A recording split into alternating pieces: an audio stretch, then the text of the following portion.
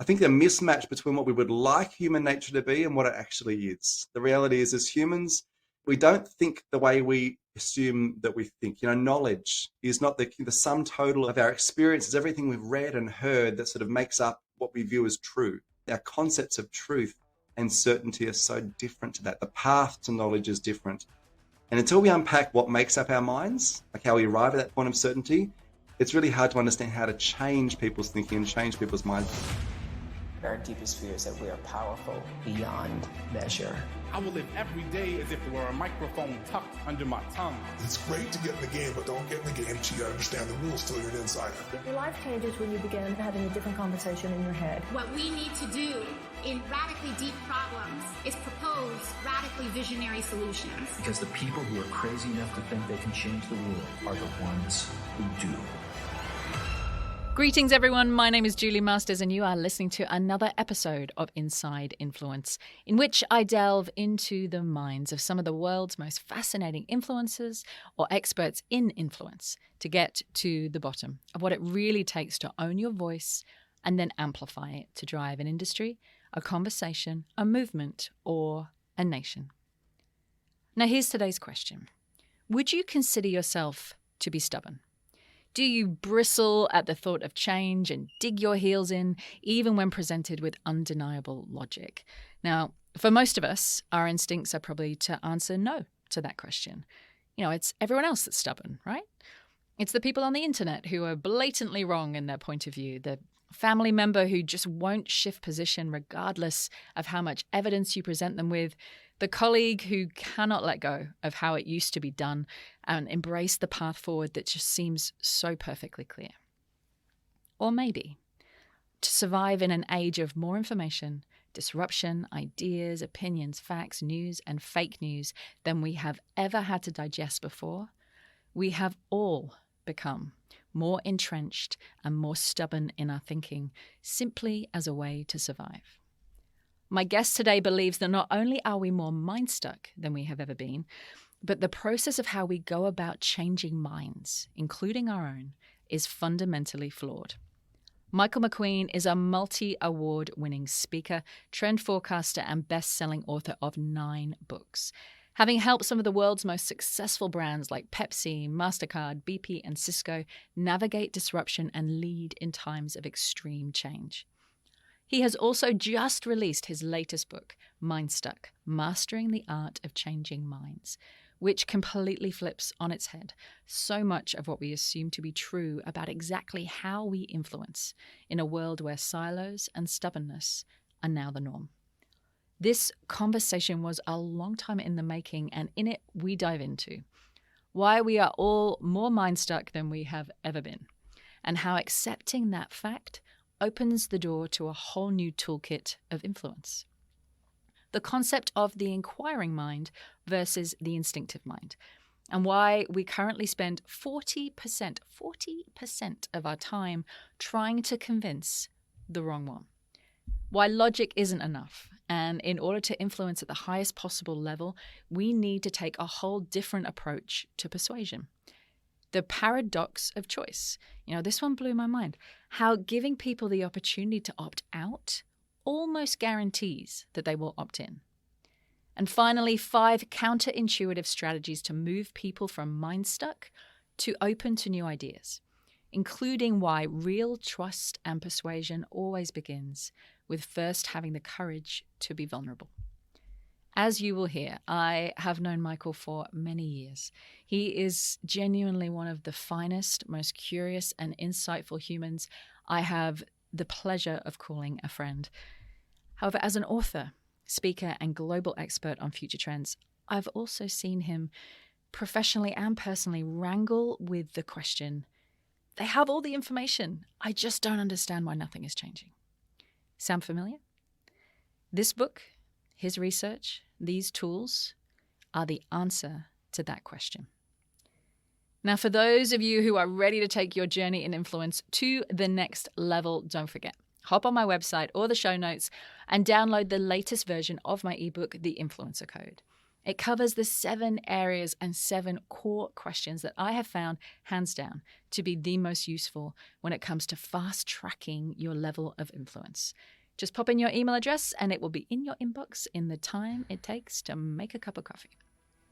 On that note, sit back, stride on, caffeine up, and enjoy the incredible insights of Michael McQueen.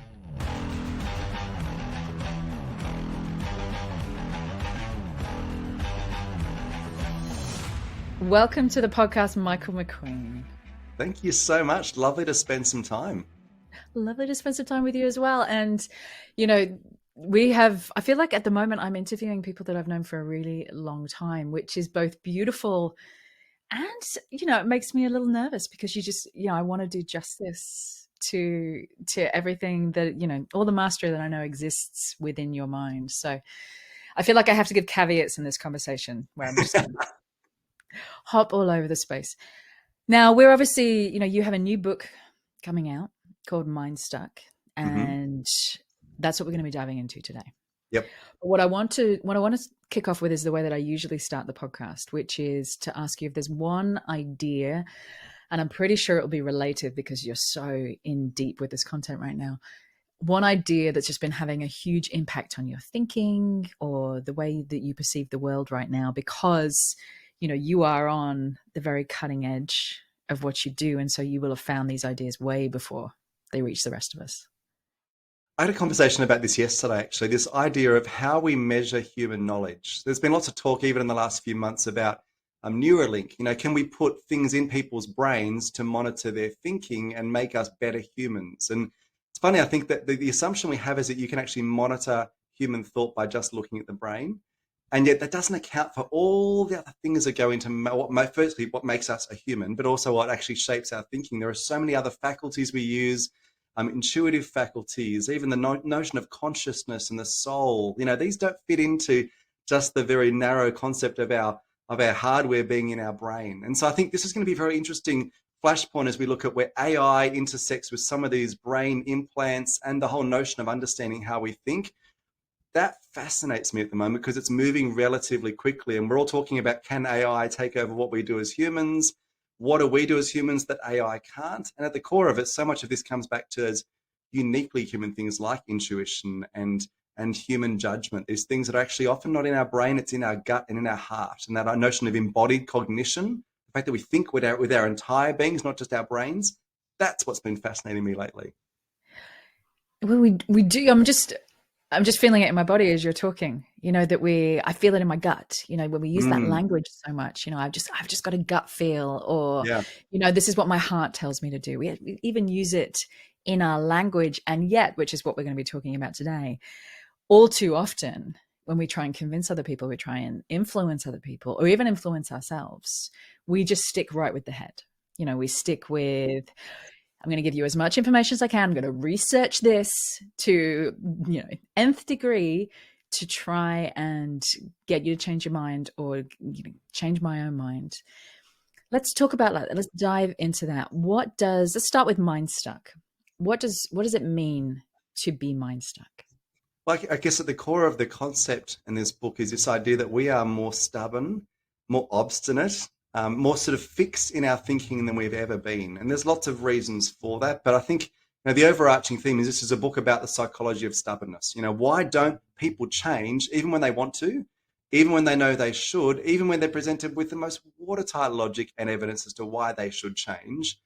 What is it that stops even smart people not doing that? Why do we get sort of stuck in patterns of thinking that don't serve us or the greater purpose that we know that we're passionate about? So that's the sort of core part of this book. And I think what's been really interesting is just to look at, I think, the mismatch between what we would like human nature to be and what it actually is. The reality is, as humans, we don't think the way we assume that we think. Knowledge is not the sum total of our experiences, everything we've read and heard that sort of makes up what we view as true. Our concepts of truth and certainty are so different to that. The path to knowledge is different.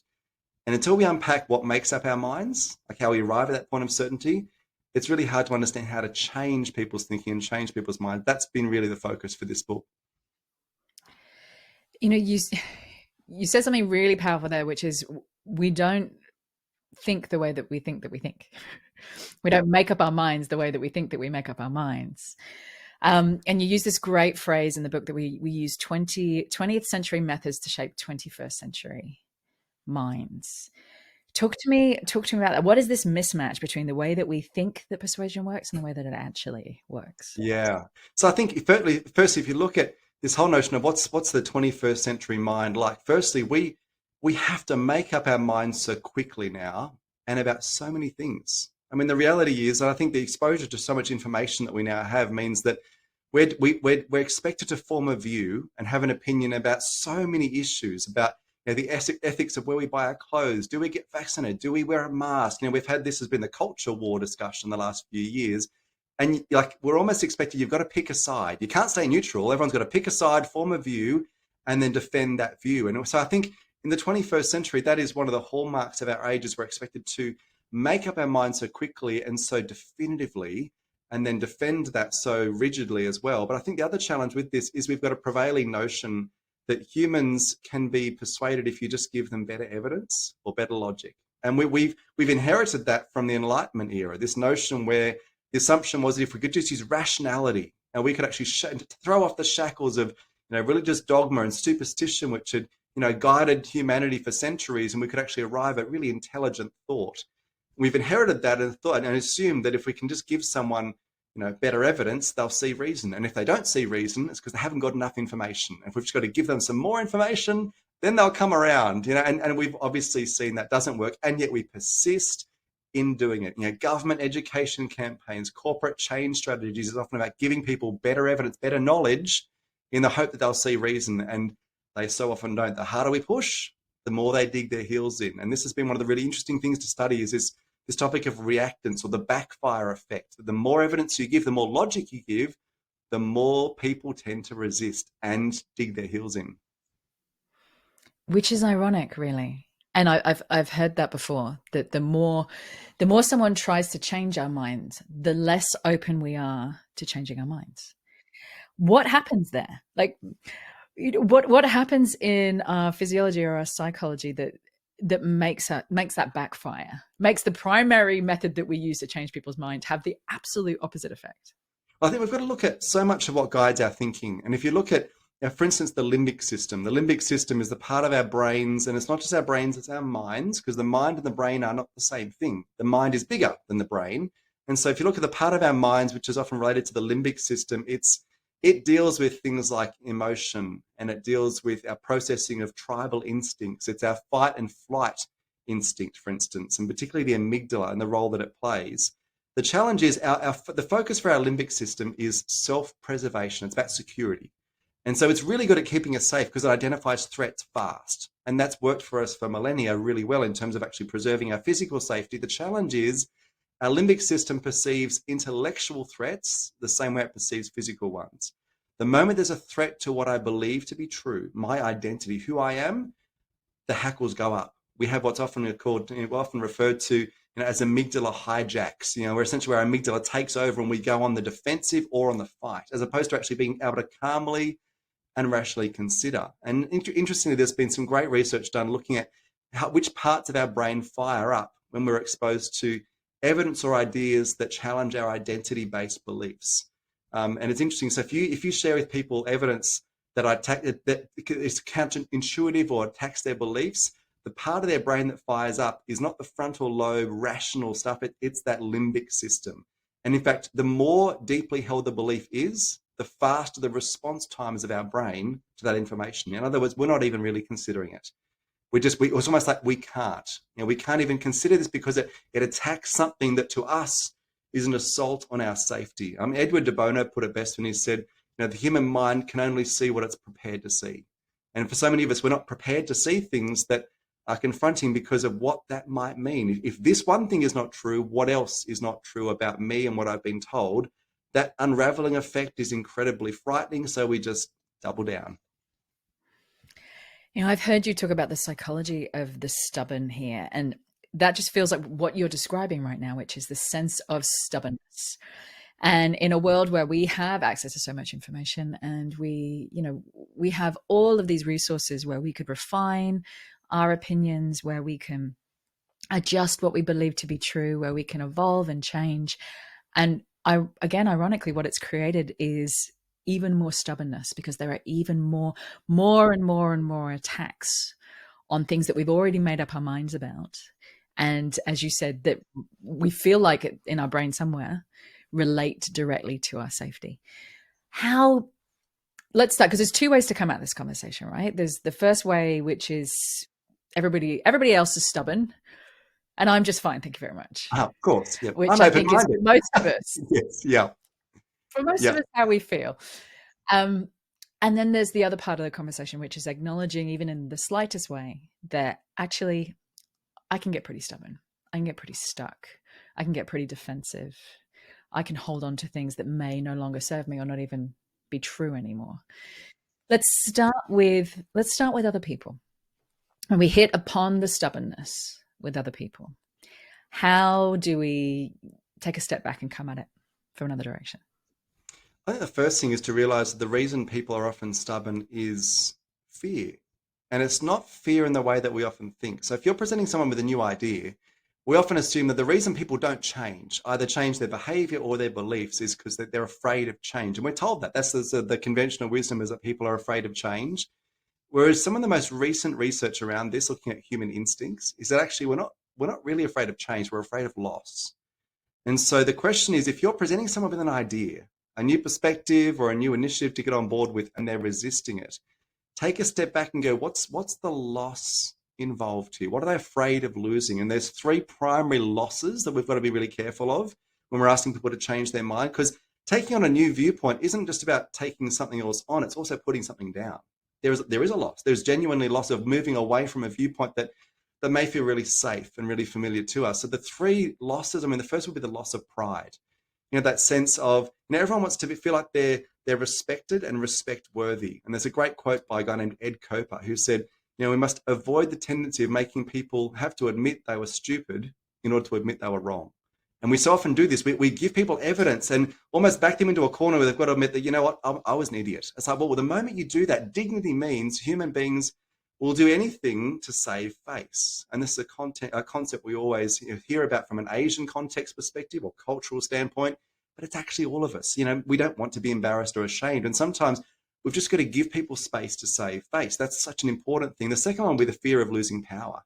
If I've got a certain way of doing things that benefits me either financially or benefits me in terms of status, the moment that you try and erode that away, I'm going to fight it at every point. And the last would be the fear of the loss of certainty. This notion that, what if I have to move away from what I know to be true and has been true for a long time, but maybe is no longer true? That's a scary place. I love in Adam Grant's book, Think Again, he says, we favor the comfort of certainty over the discomfort of doubt.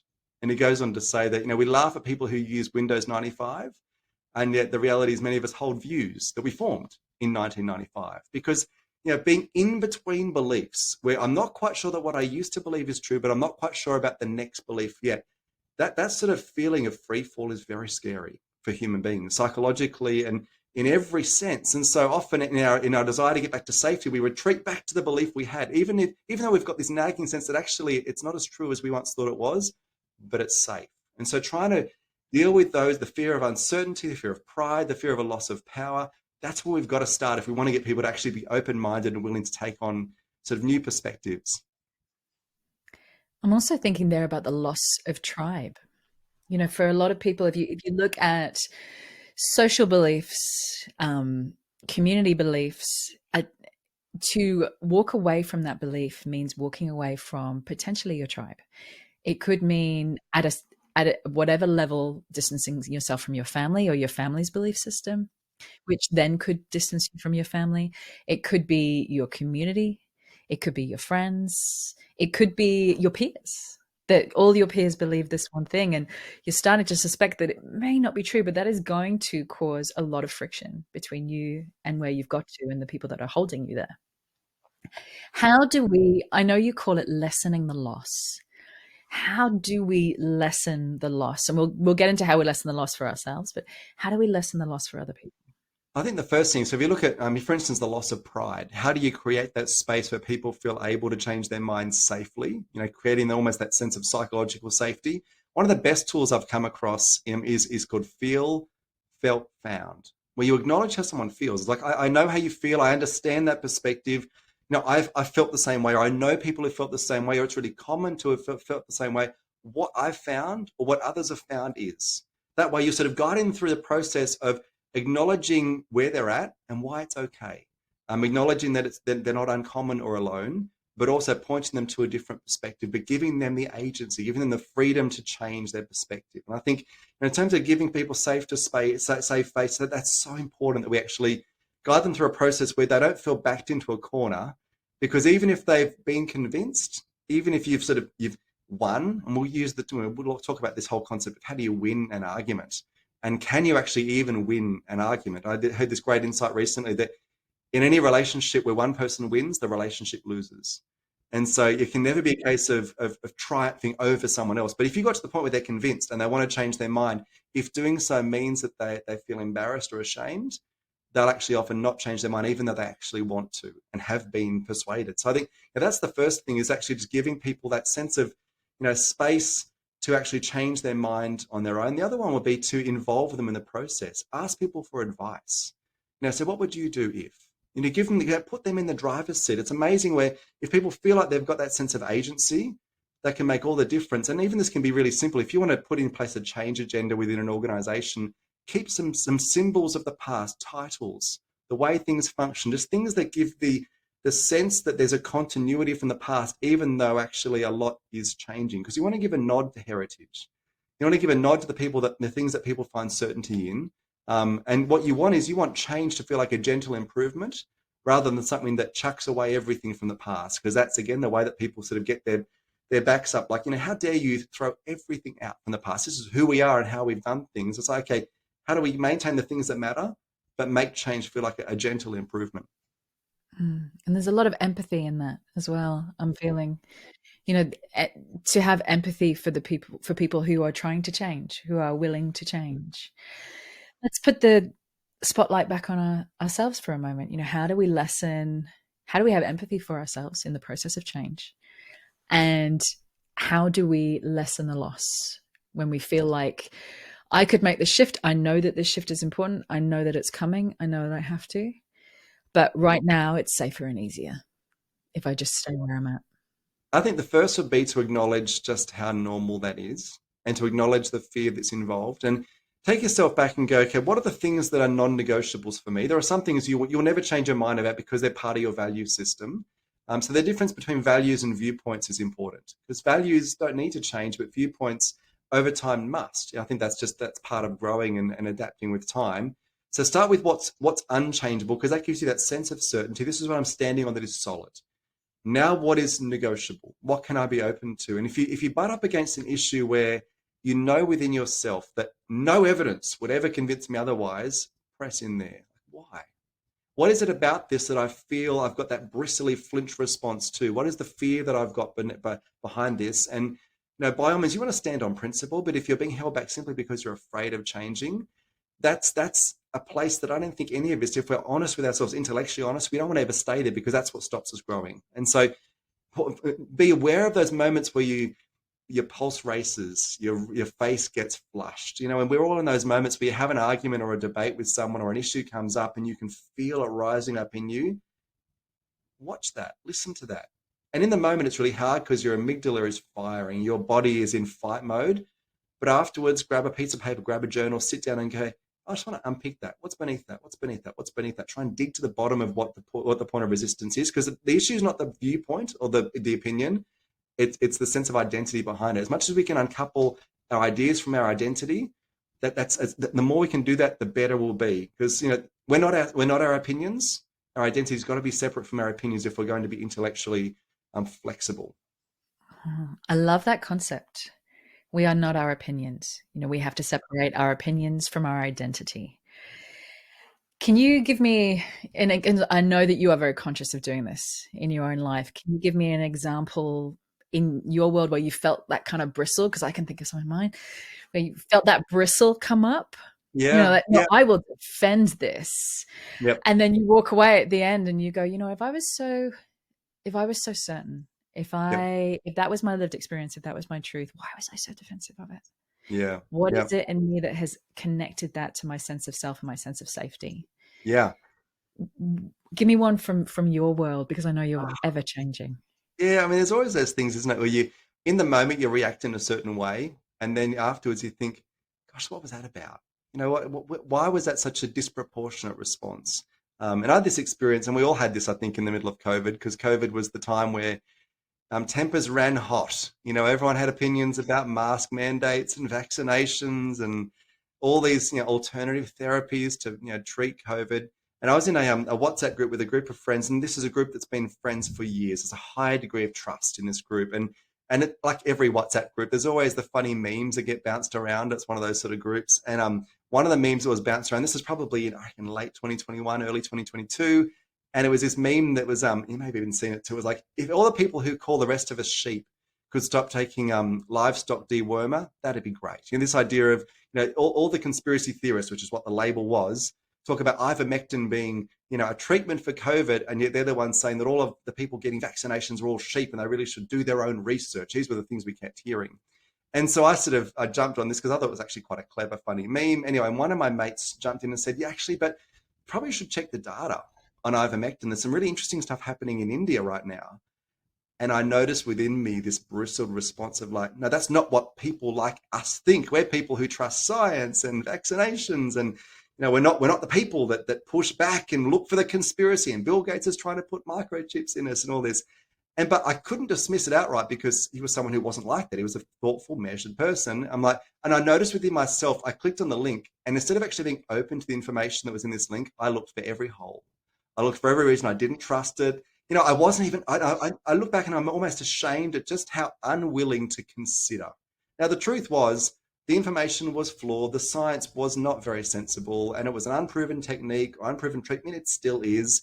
But I knew within myself, my hackles went up. I was hot and flushed. And it was funny when one of the members of this WhatsApp group jumped in and then debunked this article entirely, because he's more scientifically minded than I am. It was funny how I noticed within myself, go, oh, thank goodness, I can retreat to what I already thought was true. I didn't have to change. And I was so ashamed of myself, my inability to actually consider. I want to talk a little bit about your journey and what led you to this space before we go any deeper. You have been a futurist for many years, and the definition of a futurist being somebody who looks at the research, looks at the data, goes out to the edges, to the places where not a lot of us spend any time, and brings back this is what we can see, this is where this is potentially going, here are some potential avenues, trends. And one of your big frustrations, and I know that you and I have talked about this before, is that you would talk to large organizations, incredibly intelligent people, about what was happening and the changes that were coming. And a lot of them would say that they were going to change, that they were going to shift things, that they were going to change their minds about certain things. And you would sit in rooms with them and all these plans would be made. But really, nothing much would happen. This psychology of stubborn would kick in. This fear of loss would kick in. Talk to me about that. How did you see that play out? And then how did that lead you here? I think this whole notion of sort of studying where society is going has been like what I've done for 2 decades now. So I initially started off looking at generational change. So the whole theme of millennials or Gen Y versus baby boomers. And so often that was a case of trying to persuade organizations to realize that now that the new generation coming through were different, and there were shifts in values and attitudes. And that was an uphill battle, because a lot of leaders and organizations said, oh, no, they'll when they grow up, they'll be just the same as us. They're just baby boomers waiting to grow up, that whole notion. So that was a really challenging thing as a young person. So I started doing this, on global stages with big brands at 24 years of age. So that was really tricky to hold that space in front of groups of people much older than me and try and just encourage them to consider the world was changing in ways that they probably would ignore. They'd rather ignore, or they'd rather not acknowledge, because it's stuff that is new and uncomfortable. Over time, the scope has broadened to look at not just demographic change, but technological change, societal change. Obviously, in the last few years, a lot of things around disruption and AI and robotics and all the things related to that. I think this has been my great frustration, is that I can go into an organization, give them a clear picture of where the world's going, And often you can persuade those in the room. They get it. And at the end they go, my goodness, I see what's coming. I get a sense of what we need to do. I've got a plan, but how do I get my board on board with the idea? I mean, they're the ones that control whether we can do this or not. Or you've got someone in middle management saying, I've got to get my executive team on board with this idea. Or I'm working with a leadership team. They're like, we've got to get our team on board with this change. And we've tried this a little bit and they will not budge. And that would come up consistently in the Q&A times at the end of my keynote sessions. And I remember finding myself at a loss to be like, yeah, I know it's hard, isn't it? I'm not quite sure exactly what would work. Try this, but they felt like shallow suggestions. And so the more that question kept coming up time and time again, I'm like, I've got to dig into this. This is the issue. I mean, I can tell people what's changing, how they need to change, but if I don't give them the tools to then affect the change, I'm only doing half my job. And so that's sort of what's led to this whole process of understanding, what's happening in terms of what makes people change or not. And then the last few years, of course, we've gone through such a fractious period in society where we've seen what was actually already under the surface in society, this very tribalized, polarized view of the world, but it was hidden by polite sensibilities. And then COVID happened, and it all just blew up into the open. And you combine that with Trump and everything that happened in the States and the culture wars. So that was when it became clear that this is time to write the book. This is not just organizational change that I need to focus on, but just like understanding where society is heading. How do we stay together rather than tearing ourselves apart? Because the stakes are so high. We've got to figure out how to meet in the middle, convince each other to see the world from a different perspective, because that's how we grow. And that's what we're not doing very well at the moment. And I know you, and I've known you for many years. And, I know you went down this rabbit hole with this topic, and, to hear you tell the story that way, I think it's easy for people to kind of underestimate how seriously you take that quest. Yeah. And how much it troubled you and troubles you, that the stakes are so high and we are becoming more divided and more stuck, more mind stuck than we have ever been. And those two things coming together in parallel means that we can't make the changes that we need to make going forwards.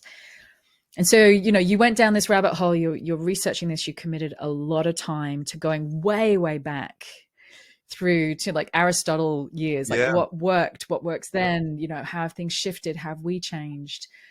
And I think one of the big things that came out of that research that really stuck me is that logic is not enough. Yeah. That we live in an age where logic just doesn't work. Yep. Why not? I speak on behalf of all the frustrated people in the world. Why not? Yeah. Well, I mean, first, if we look at that sort of the ancient foundations of the whole notion of influence and what Aristotle talked about as rhetoric, that was the idea of studying what it takes to influence other people. So sort of the three pillars or three foundations of rhetoric were logos, pathos, and ethos. So logos is about, using logic and evidence and trying to convince people's logical faculties. And then pathos was about appealing to emotion. But it's ethos that we've overlooked. And that's where we've got to really come back to, like, we've lost the ability to use ethos. And ethos is argument by credibility, and argument by trust, argument by reputation. So who you are convinces more than what you say. And so what is it that takes people, what is it that we need to do if we're going to have ethos with those we want to have influence over? Because here's the key: influence, or your ethos is never owned by you.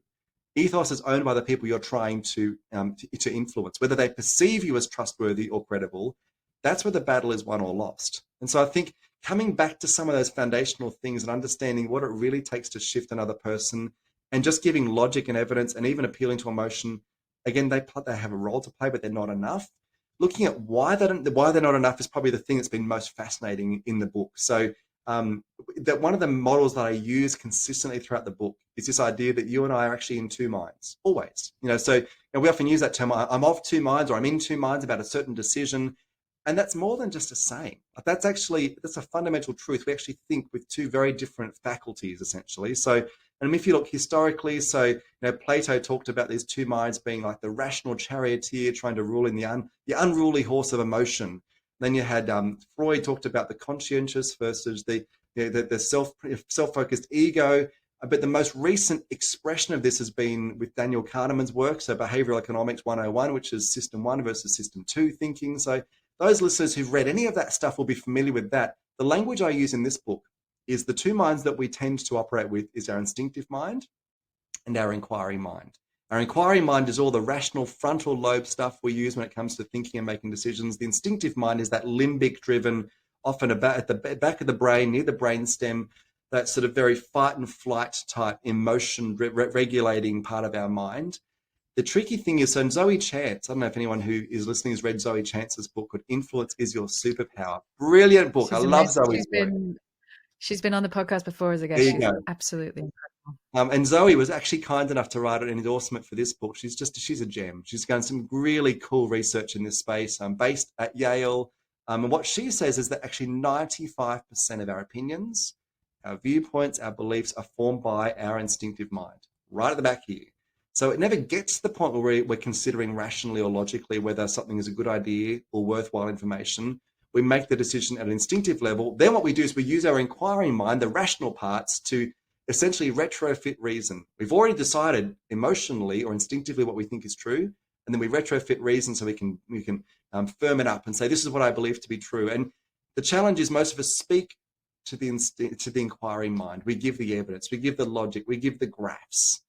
And the problem is, if the decision isn't made there, there's no point trying to influence there. And Jonathan Swift, the Irish essayist, put it best when he said it's impossible to reason a person out of a position they were never reasoned into. And most of our beliefs, we didn't arrive at via reason. They were instinctive. And so understanding the instinctive mind, that's where the game is really at. So how do we influence the instinctive mind?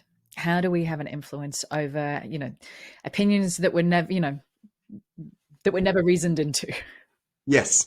I mean, the first thing is to understand how the instinctive mind arrives at those points of certainty. So when you arrive at a point of decision or opinion or belief, how does our instinctive mind do that? It's really important we sort of take a few steps back and understand that. So in the book, I look at sort of the three lenses that our instinctive mind uses when it's evaluating whether we agree with something or not, and how we arrive at those points of belief. So the first is identity.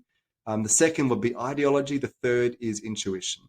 And these three, it's almost like, if you think of them in the world of music, three notes together that resonate or make a chord, that's where beautiful symmetry in music is made. And when it comes to beliefs, it's the same. When these three things work in symmetry, that's when, you use a phrase like, it resonated with me. It struck a chord. It actually did, because those three things, when they work together, that's when our most dominant beliefs are formed. And that's when the strongest ones are formed. So I think the best way to understand these three is to look at the three questions, essentially, that characterize these three views. So if you look at the question of identity, when identity comes into view, our instinctive mind is asking the question, what do people like me think about something like this?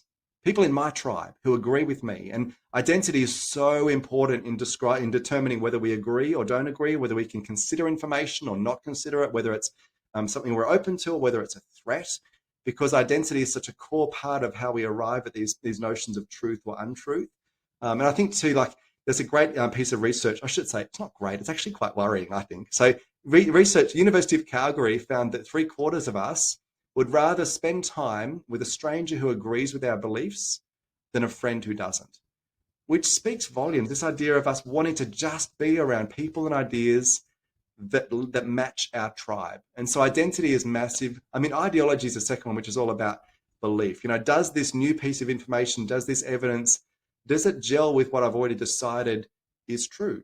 Again, that Edward de Bono quote, this idea that the mind can only see what it's prepared to see. And so often we've got these beliefs that, we don't want to ever reconsider. And Daniel Gilbert, who's a psychologist at Harvard, puts it really well. And there was an article for the New York Times. He said, it's like when you step on the scales in the morning, bathroom scales, if it tells you the weight that you want to hear, you'll hop straight off and go, the scales are accurate, brilliant, awesome, straight into the shower. Whereas if you get on the scales and they give you an answer you don't want to hear, you hop back off, you get back on, make sure you weren't overweighting one foot or the other. It's like when information doesn't match what we believe or want to be true, we scrutinize it. Whereas if I will move the scales to another room just in case the floor was slightly off balance. Correct.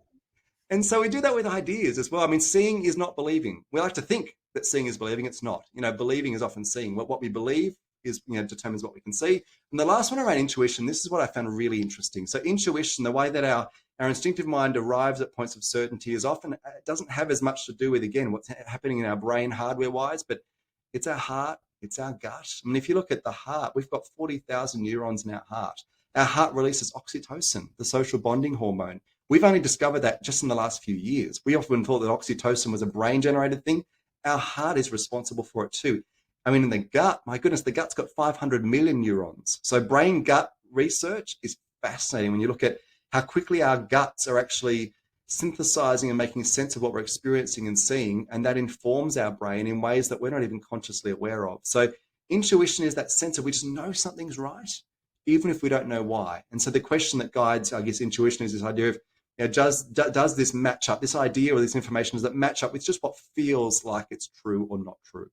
And so those three things, ideology, identity, and intuition, that's essentially what determines whether our instinctive minds can even consider an idea or not. I just want to drill into ideology and identity for a second, a little bit further, because it feels to me like those questions, which are just gold, by the way, those questions hold the key to what needs to come next. And so, for example, identity, I think identity was, do people like me believe things like this? Do people like me agree with things like this? If you wanted to persuade or influence from an identity point of view, you would find examples of people like you who have done things like this that were successful, or people like you who have adopted these belief systems and it's worked out just great and have had incredible success. And then with the ideology one, correct me if I'm wrong here, but a way of persuading ideology might be, you know what, I know you to be. And I always find this sentence really useful from a leadership point of view. Obviously, it has to be true for you. It has to come from a place of integrity. But, I know you to be. I know you to be a really compassionate, incredible human being. And so, what I'm about to share with you, I want you to look at it through that lens, because this is who I know you to be. And this is why I wanted to have this conversation with you. To persuade and influence from those two perspectives, it gives you the glory of the questions is it gives you a really clear path forward. Have I interpreted that correctly? Yeah. I think the idea of reminding people who they are is so powerful, because it often appeals to shared values. And one of the things that you believe to be true, and if there's a mismatch between what you say you believe to be true and what you're actually doing, that's the fertile soil for persuasion. Because none of us like cognitive dissonance, that idea that our views and our behaviors don't match. And so if you can, and you've got to do this sensitively, because again, if people feel caught out or backed into a corner, then they'll just dig their heels in. But if you can show that, who someone is not what they're doing, it's amazing how they'll often adjust their behavior, rather than their beliefs. And so this notion of, when it comes to reminding people of who they are, I love there's some research done by a guy named Norbert Schwartz, and he's a psychologist based in Germany. And he basically, in part of his experiments, he got people to recall times they were. So for instance, flexible, open, caring, generous, kind. And so he said, if you could get people to list 3 to 5 times they were those things, and then present them with an idea that they may have otherwise found confronting, they were far more open or likely to consider it if they'd started with this notion of what I am like, I am someone who is, and then fill in the blanks. What he found, though, is if you ask them to list too many incidences of that, it actually does the opposite. So if you ask them to list 8 or 10, if they've listed 6 or 7, but they haven't listed the last 1 or 2, that becomes evidence that actually, no, I'm not really as open-minded as I thought I was. So the number of times is sort of important. I'm just flipping between leader and parent here, as I often do with this podcast, because, they're the two biggest influences. Oh, and the influence you have over yourself. Flipping between these spaces, and just that as a simple task to ask your child, okay, can you give me just one time? When was one time you could think of when you were super kind to somebody and you felt really proud of how kind you are? To remind people. I've actually got a sticker on my fridge. And I can't remember the exact words, but it's something like, the job of love is not to point out what someone is not. It's to remind them who they are. I love that. Good as true. Yeah. Wow. Yeah. And, Josh, my husband, he did it to me recently, where I was parenting a certain way, and it was a way that I'll be kind to myself. It's a way that he knew did not meet my intention. Yes. It's the best way I can to put it. I was not meeting my own expectations as a parent. And, he sat me down at the end, because you don't sit someone down when they're in it. Never a good idea. Yep. And he sat me down like a day or two later, and he said, I just want to talk about this situation. He was like, I know that you hold this particular value really highly. And I know that you want this for our children. And I know that this is who you intend to be and how you intend to show up. And you are, generally really consistent and rock solid with that. But I just want to talk about this situation. What happened here? Because it felt like you kind of deviated from there. Yeah. And, that just starting with a reminder of who I am or who I hope to be helped me. Firstly, that he acknowledged something positive before jumping into something I could definitely improve upon. Again, we go back to that empathy piece, right? Yep. Just having empathy enough for somebody to acknowledge where they come from. Yeah. And I think, the world of parenting offers so many insights into how to do this stuff, really. And Jonah Berger, in his book, I think it's The Catalyst is the book where he talks about this. He talks about guiding choices. So if you want to get people to choose an option, give them 2 or 3 options, choices, where they can make the decision. Because if you give them what you would like them to do, and they're like, this is what needs to happen, and it's one choice, essentially, the first thing they'll do is look for all the reasons unconsciously why they don't agree, or why they shouldn't have to, or it's not a good idea. Whereas the moment it's 2 or 3 options of a choice, firstly, there's agency and autonomy. Choice equals control. And the moment we feel like we haven't got a degree of choice, we feel like we're out of control, that's when we will not change. Because people who feel like they're being bullied, they can dig their heels in. There's a fear response. And so giving 2 or 3 choices now means my thought is, which of these is best, as opposed to do I agree? And so it starts to shift the whole focus of which of these do I want to do? And so, in parenting, that works a treat. But I think when it comes to persuading people, say in your world or in your team, it's exactly the same principle. You also talked about, when we were talking about choices, you've talked about the paradox of choice before, which is that if you give people choice, and this bit really struck me from the book, you give people choice, you heighten the likelihood that they're going to do what you want them to do. Yeah. So the whole notion of having given them opt-outs actually almost guarantees that they're going to opt in. Is that right? Yes. Yeah. So the best way to get someone to make a choice is to give them the choice to not do anything at all. In other words, give them an out. Give them an opt out, and they're far more likely to opt in. Because there's this great quote that I came across that's in the book that someone's yes means nothing if they didn't have the option to say no. And so there's got to be that sense of autonomy and agency. I've got to be able to opt in.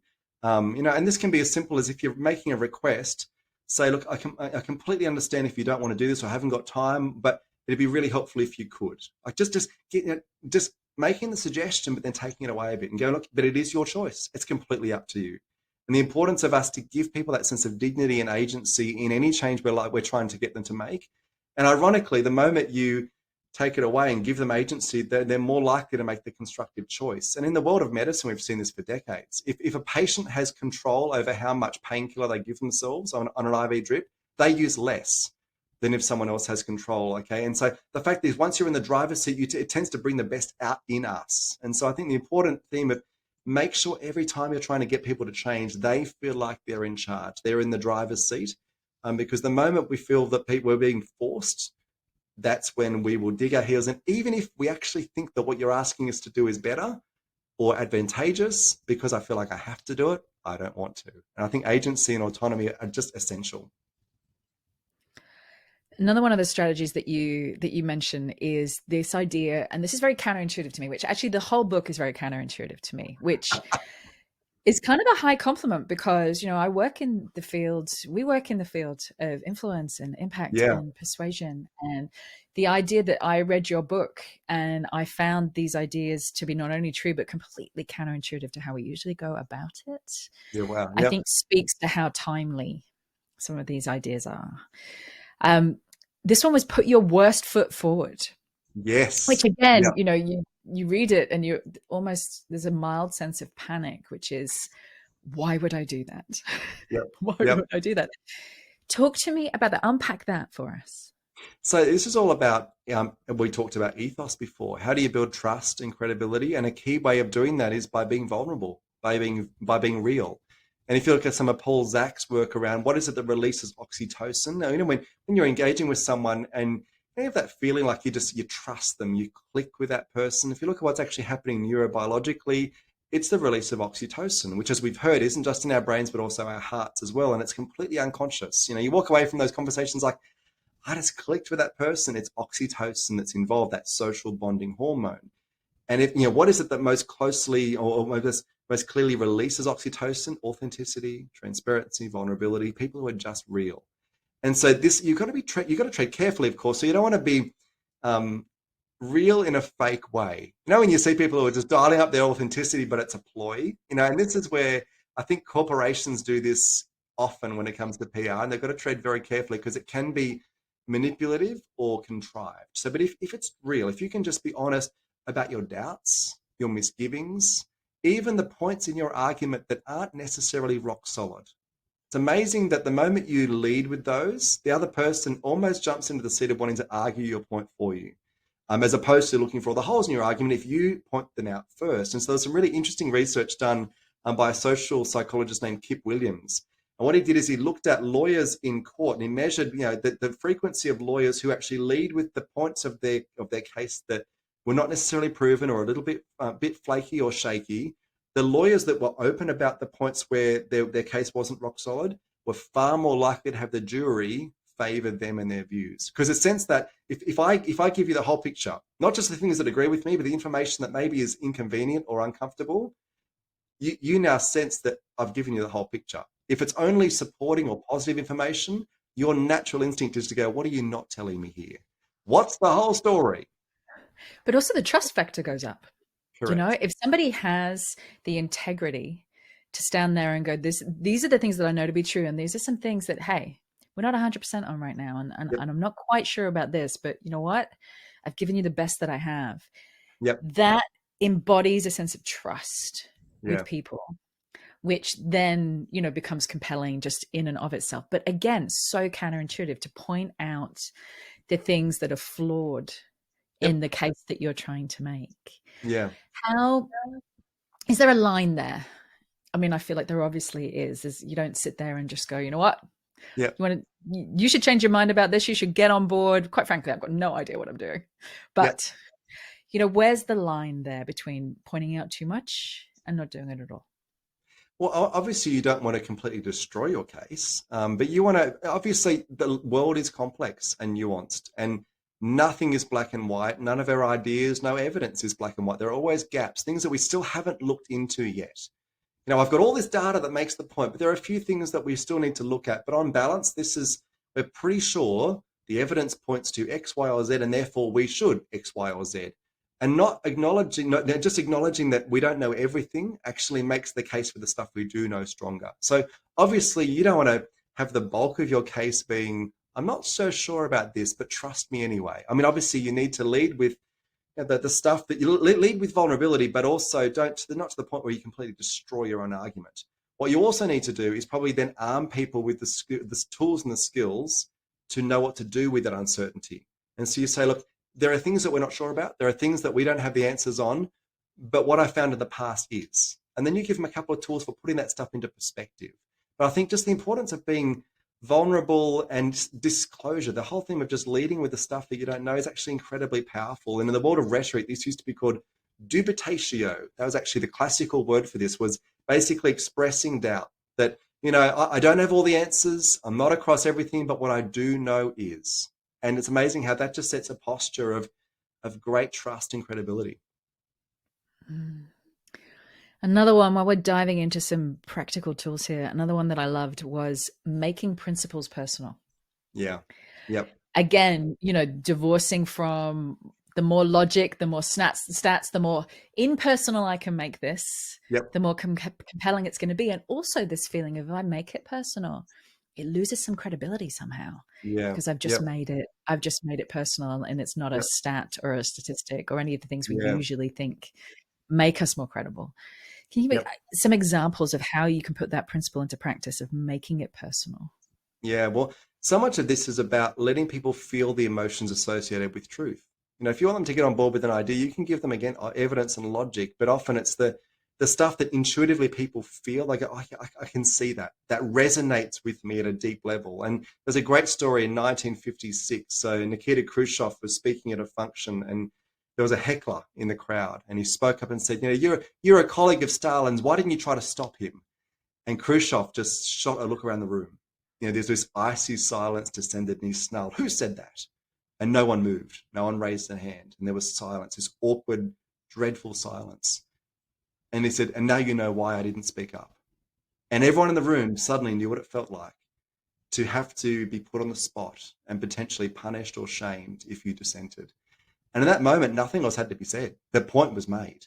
Everyone got the feeling, the instinctive gut feeling for what it was like to be the person in Stalin's crazy orbit, where if you happened to speak at the wrong time, you were gone. And so there's that sense of the making it personal, that made the point. The interesting thing, though, when it comes to making principles personal is that empathy, which is essentially what this is about, empathy doesn't scale well. And I think, in fact, it was Stalin who said, one death is a tragedy, a million deaths is a statistic. And I'm like, it's callous and it's cold, but it's true. And Mother Teresa said the same thing. Like, if I look at the masses, I'll never act, but if I look at the one, I will. And so when it comes to trying to make principles personal, make the scope as narrow and small as possible. One story, one person's vantage point, not a whole lot of stories or information. The best way to make this is to essentially put yourself in the shoes of someone else and one other person. If that person is you sharing your story, or and you see this in charity appeals, and there's lots of really good research on this, you'll get far more donations if you tell one person's story about death or poverty or deprivation than a story of a village or even a group of 5 people. But empathy doesn't scale well. So make principles personal by making it all about one story or just a couple of stories, so that you are engaging people's emotions. And again, Zoe Chance tells this great story in her book of a Brazilian billionaire who made an announcement to the media in Brazil that he was going to bury his $500,000 Bentley. And as you can imagine, everyone's like, why? And he said, I want to channel the pharaohs from Egypt and bury my treasure with me. And it was just a crazy thing. And on the day, there were helicopters buzzing overhead. The media had all assembled to watch him bury his Bentley in his backyard. And it just, there was, as you can imagine, so much pushback about how wasteful and reckless this was. And as the car was being lowered into the ground, he asked everything to stop. All proceedings halt. He got all the press to come into his mansion, and then he had a press conference, basically. And he said, you might have thought it was crazy for me to bury a $500,000 car in my backyard, and it was. But he said, every day we are burying something far more valuable than that, and no one's talking about it. And then he went on to talk about an appeal to organ donation. Now, in the next month, organ donation in Brazil jumped 32%, because all of a sudden it was visceral, it was tangible. You can make the logical appeals for organ donation, but he did it in a way that was bizarre enough to get attention. But people suddenly went, gosh, a $500,000 car, if that's valuable, how much more valuable is my liver or my heart? Or, so it made the point without having to resort to logic. And just, drilling that down into a really practical sense, just telling one story. If you're trying to change someone's mind, pick a person, a story, use their name. Make it real, make it tangible, rather than just, stats tell us, studies show. Absolutely. Yep. There's this beautiful example. We've talked about it on the podcast before, and I know you mention it in the book, at the Thai Health Authority and their anti-smoking campaign. Can you just, I'd love you to tell it again, because I think it is such a great example of what you're talking about. Yeah. And it was in Jonah Berger's book. I love this one. And he talked about, so the Thai Health, the government agency responsible for health for years had tried to get people to quit smoking. They'd set up a hotline to get people to call and get support, and it wasn't getting much traction. And so one day they sent a whole lot of volunteers out into the community to ask smokers for a light. Now, that's globally, that's like the unspoken rule that if a smoker asks you for a light, you say yes. In this instance, they didn't. In fact, when the volunteers who were out in the community asking for a light asked smokers for that, they got given a lecture, about how smoking is dangerous, it'll kill you. If you get cancer, they'll have to drill a hole in your throat.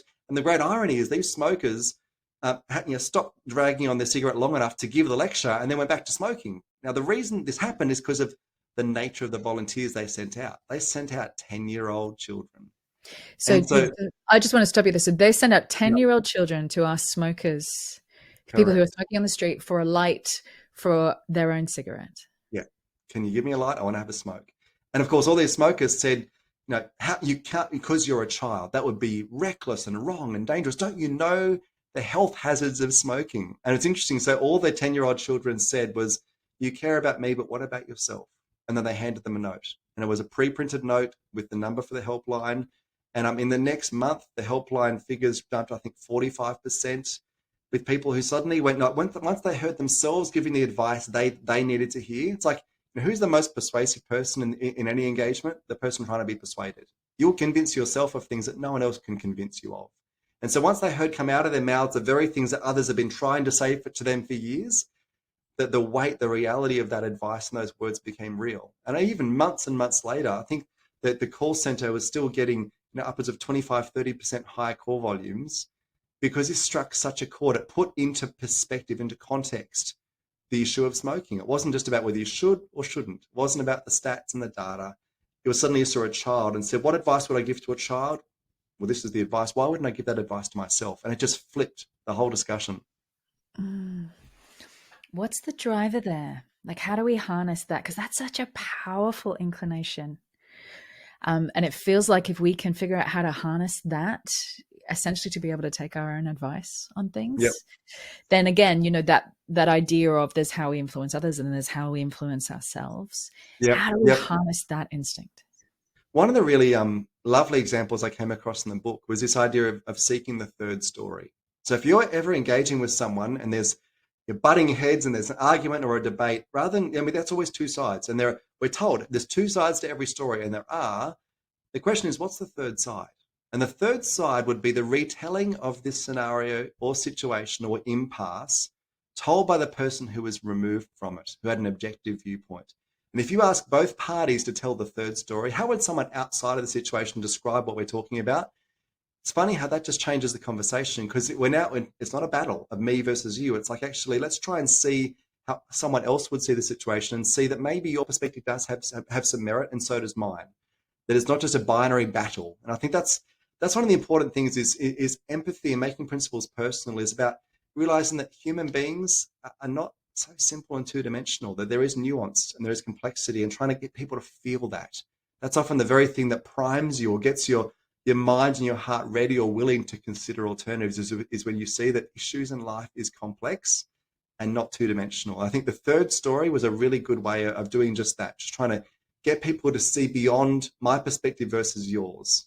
In fact, hearing two sides of any debate, that's part of the polarization problem. In fact, there's a thing called the Human Conversations Lab at Columbia University, and they actually measure in debates what works in changing people's perspectives. It's basically a debating unit, and they just throw issues at people and have to debate them, and then they have to determine at the end of the debate whether minds were changed or not. And over the years, so the guy who runs this, he's measured what actually works in shifting debates, and the thing they found most effective is that they get people to read an article about an unrelated issue to which they're about to debate, and the article goes to great lengths to show how nuanced and complex issues and life is.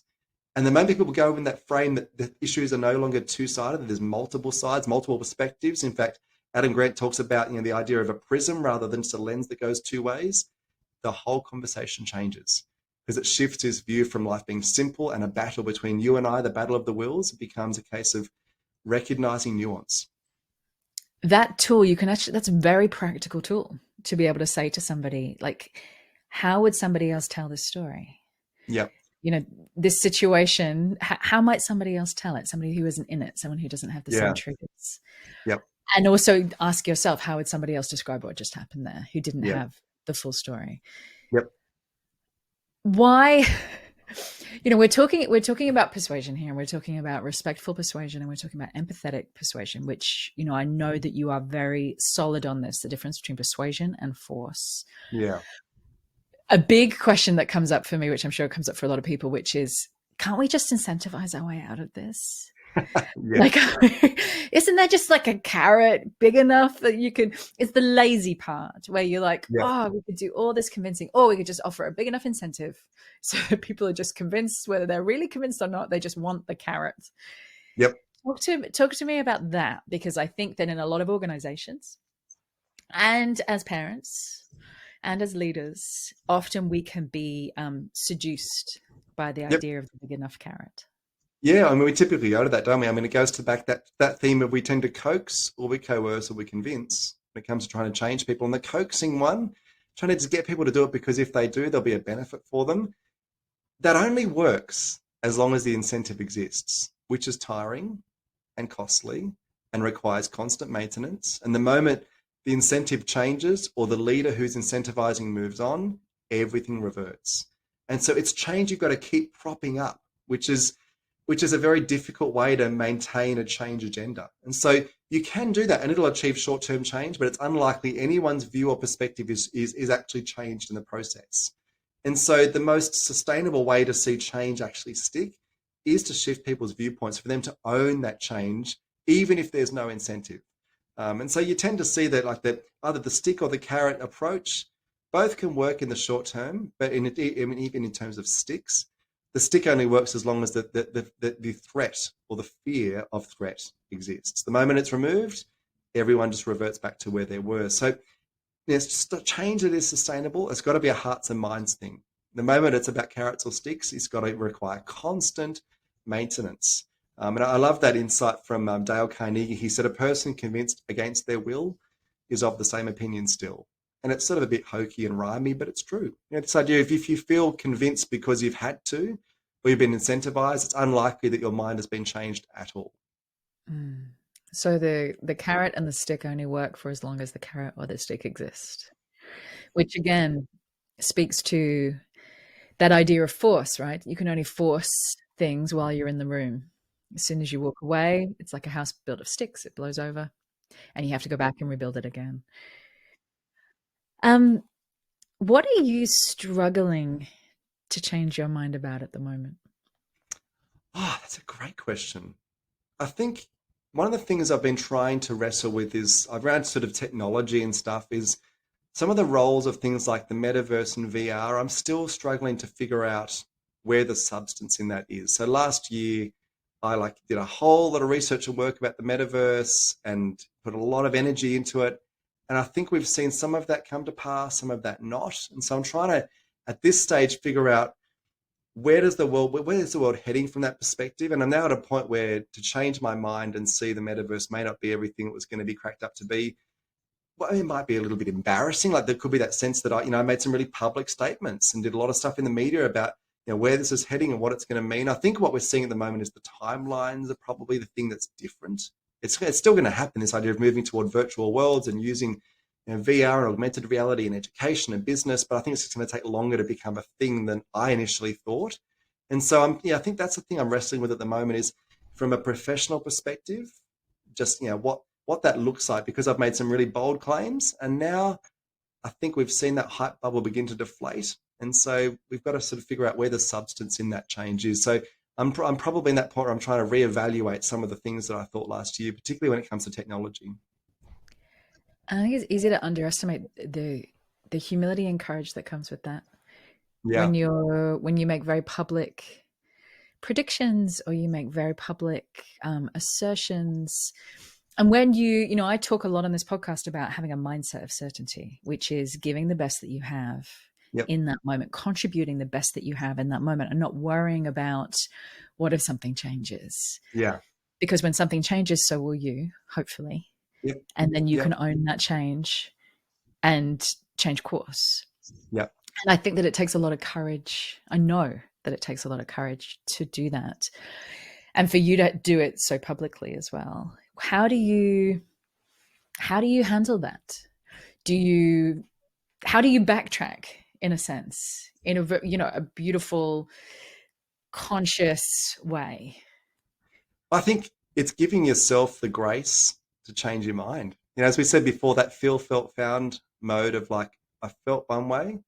Okay. I what I've found is that things have changed and I've had to adjust accordingly. And I think the beauty of that is it gives other people permission to do the same thing. And so being vulnerable and leading with vulnerability around the things you've gotten wrong in the past, it's a bit like when we talk about psychological safety for people taking risks and failing fast in organizations. The best way to do that is for a leader to acknowledge the things they've failed at and the times that they've missed the mark. I think when it comes to getting people to be intellectually flexible, it's also acknowledging the times that you have got it wrong, where you held on to a viewpoint that you held on to a little bit too long. And you look back and you regret having been so stubborn. And I think just acknowledging that we're all in that boat and that we're all prone to it. I think that's firstly, it gives you a pattern for knowing next time you get mentally stuck, I know what to do because I've seen this before. I've seen this play out. And the faster I get to the point where I'm open, willing to reconsider my beliefs, the better. But also by being open and vulnerable with others, it encourages them to do the same thing.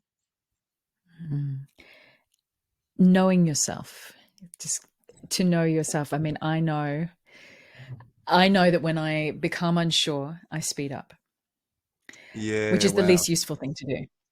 You know, as soon as I become slightly nervous or unsure of a direction or a position or an outcome, I fill up that gap of uncertainty with speed. I'll just run in the direction I had chosen faster, because if I get there faster, you know, the target won't change if I get there faster. And to notice your tells. What do you do when you become uncertain? What do you do when you start to think that you might be wrong? What do you do when you feel yourself dig in and you don't know why? Like to notice your tells. And then take a step back, go slowly. I love that idea of knowing your tells. I probably do the speed thing as well, actually, I reckon. But also I think I just notice physically. I notice this feeling in the back of my neck when I start to get to that point where I'll go into battle mode. It's like the hackles go up. And so I've found at multiple points now, when I feel that, I stop. I don't speak. Particularly if I'm asked to make a call or share an opinion or contribute to a conversation. And I've found this even like on television. I'll be doing an interview live and the hosts often want the juicy stuff. They want you to talk about something controversial and a bit messy. And I'll feel the hackles go up and like it's my warning sign to shut up. Do not say it. And because it's often that tribal sense, I want to say something because I want to make a point and I want to put my stake in the ground and say, this is what I think to be true. Whereas actually I've slipped out of student mode, into preacher mode, or I've slipped into the mode of being judgmental or being a critic rather than a student and being open. And I just know when the moment I lose that sense of humility, and I notice in my posture and particularly that the hackles feeling, I know to stop and ask some more questions. And I love, there's this beautiful quote that I often think of in these moments that an enemy is a person's story that we haven't yet heard. And I'm like, I just try and stop myself whenever I find that I want to just have an argument, really get into someone who's holding a view that I think is reckless or silly or uninformed. I'm like, what do I not understand? I need to ask some more questions. And I think that's probably the thing, particularly when you've got my temperament, which is, on all the temperament things, I'm judgment. I'm certain. I know what's true. And my wife is the opposite. She's like, she's never quite sure. And so Haley will always ask more questions and never want to make a declaration. I'm like, no, this is how it is. And she's like, but is it really? So like the beauty of that is like, she's a good counterbalance, but also I know to stop and go, okay, what have I not asked? What's the side of this coin that I've not looked at? And sometimes that's just annoying because you want to make a case, you want to have an argument, you want to get into it. But yeah, that's what I've learned not to do. But it feels so good to be right. No, it feels so good to feel right. Yeah, it feels good to feel right. Because there are so many things that we are not sure about in this world. There are so many things that we are unsure, confused, overwhelmed, uncertain about, that when we find something we actually have certainty around, feels good just to hold on to it, because, it's like a rock to hold on to. But it's also the rock that will sink us, and our relationships and our ability to evolve. Yep. You finished the book with this beautiful story about the Christmas Day truce in the First World War. I'd love you to share that story, because I think that it speaks more so than I can to the importance of meeting people halfway, of our ability to be able to come together in discourse and debate and change it, to be willing, change others' minds, but be willing to be changed. Yes. Yep. I'd love you to tell it. Yeah, and I love this story because it draws together so much of, I think, what we need to do in modern society. And I think one of the biggest challenges we've got right now is we tend to have this idea that an opponent is an enemy, and we've got to subdue them. We've got to win at all costs, and we've shifted in that notion where debate and argument is all about a battle of the wills and a battle for dominance, and that's historically so different to what argument and debate was in antiquity, into ancient Greece and ancient Rome, and we've sort of got to go back to that. And I think this story makes the point beautifully because it's this moment on the fields of Flanders where you've got, you know, two troops bogged down in trenches. They hadn't moved in months. Like the lines had not changed, so they were getting fed up. They were tired, but against the backdrop of human misery, they were being conditioned to hate the other side. They weren't just opponents, they were enemies. And so the Allied soldiers were told all sorts of things, like German soldiers used to melt down children to make soap. You know, this was like these crazy things. It was propaganda to make them hate the enemy. And the Germans have been told very similar things about the Allied soldiers. There was such incredible bitterness against their rivals. And so, interestingly, what started to change? And it all started with singing, which is sort of lovely in itself. So on Christmas Eve, 1914, some of the troops were singing Christmas carols. And of course, the other side, because they were in many cases only a few hundred feet away from each other in the trenches, they heard the Christmas carol. So one side would sing a carol, and the other side would sing the same Christmas carol in their own language. And then at each point, they would sort of basically trade Christmas carols. And after each performance, you know, each side would applaud the other side. And eventually this became a bit of a game.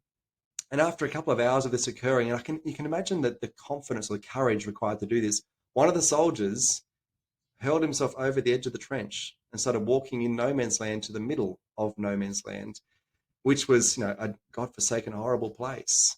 And then a soldier from the other side did the same thing.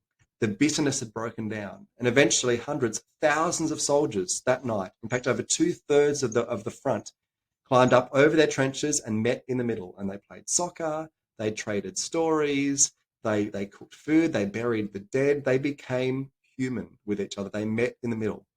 And I mean, it's interesting, like that what changed was they realized that actually at the core of it, they were each human. They weren't so different as they thought, and they were willing to meet in the middle, find that common ground.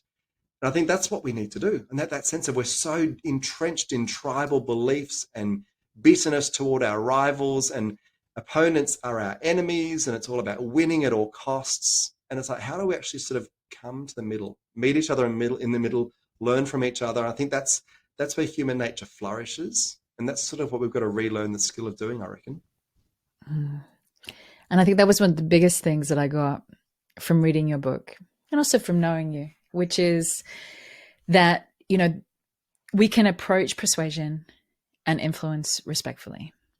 We can approach it with the skills and the tools that work, but in doing so, when we seek to change someone else, we also need to be in a position where we ourselves are willing to change also, where we meet in the middle.